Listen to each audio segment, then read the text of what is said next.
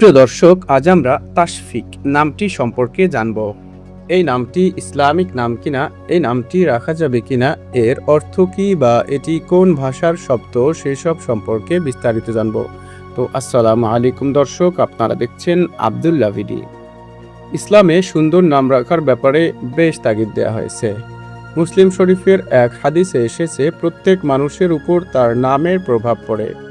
এছাড়াও আরেকটি হাদিসে পাওয়া যায়, নিশ্চয়ই কিয়ামতের দিন তোমাদেরকে ডাকা হবে তোমাদের নাম ও পিতার নাম ধরে, তাই তোমাদের নামগুলো সুন্দর করে রাখো।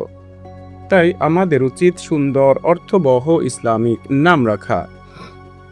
তবে যে সকল নাম বিধর্মীদের নামের সাথে মিলে যায়, সেরকম নাম না রাখাই উত্তম। যদি প্রশ্ন করেন তাশফিক নামটি কি ইসলামিক নাম?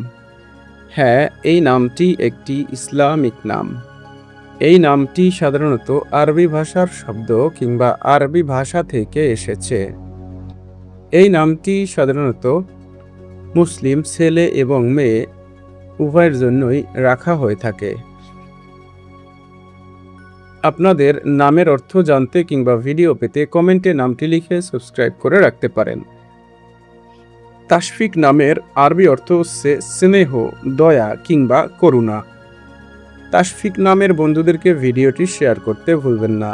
সাবস্ক্রাইব করে সাথেই থাকুন। আসসালামু আলাইকুম ওয়া রাহমাতুল্লাহ।